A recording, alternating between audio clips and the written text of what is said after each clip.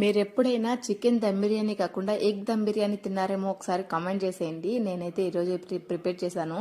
అంటే ఈ రోజనే ఫస్ట్ ఏం కాదు, ఎప్పుడైనా ప్రిపేర్ చేస్తుంటాను. ఎలా ప్రిపేర్ చేసుకోవాలో చూసేయండి. మీకు కానీ అర్థం కాకుండా ఉంటే నేను ఫుల్ వీడియోలు అప్లోడ్ చేస్తాను. ఇక్కడ స్క్రీన్ పైన చూపిస్తున్న ఇంగ్రీడియంట్స్ అన్ని మనం కట్ చేసి పెట్టేసుకొని, మనకి కావాల్సిన రైస్ నానబెట్టేసుకొని, దీనిలో కాస్త ఆయిల్, చెక్క, లవంగము అవి అయితే కాస్త ఉప్పు, ఆయిల్ వేసేసి ఉడకబెట్టేసుకుంటూ ఉండాలి. నానబెట్టేసుకుంటే ఇంకా మనం బాయిల్ చేసి పెట్టుకున్న ఎగ్స్ని అయితే కాస్త పసుపు, ఉప్పు వేసి బాగా ఫ్రై చేసుకోవాలి.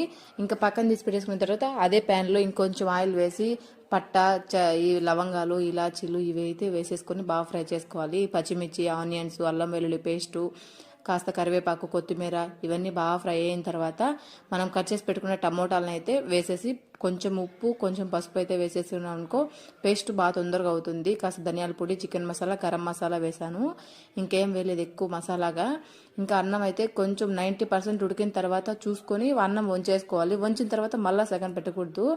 ఈ ఎగ్స్ని ఇలా కర్రీ చేసుకున్న తర్వాత మొత్తము మనము ప్లేట్లకి సర్వ్ చేసేసుకోవాలి. ప్లేట్లకు సర్వ్ చేసుకొని తీసి పెట్టిన తర్వాత మనం వంచి పెట్టుకున్నాం కదా రైస్ని అయితే ఇప్పుడు దాంట్లోకి ఒక్కొక్క రైస్ లాగా వేసేసుకోవాలి. వైట్ రైస్ని ఇలా వేసుకున్న తర్వాత ఇంకొంచెం గ్రేవీ వేసేసుకొని మనం తీసి పెట్టుకున్నది కాస్త కొత్తిమీర, కరివేపాకు చల్లేసి మళ్ళీ దానిపైన వైట్ రైస్ వేసేసి మనము ఎగ్స్ని అయితే నేను కింద వేయడం లేదు, పైన వేసేసాను అన్ని. ఇలా అయితే గ్రేవీ, కరివేపాకు, కొత్తిమీర వేసేసి మూసి పెట్టేసుకోవాలి. ఒక్క చుక్క నీళ్లు చల్లి సన్న మంట ఫ్లేమ్ మీద 10 minutes ఇలా పోసేసాను అనుకో టేస్ట్ అయితే చాలా బాగుంటుంది. ఒకసారి మీరు ట్రై చేయండి.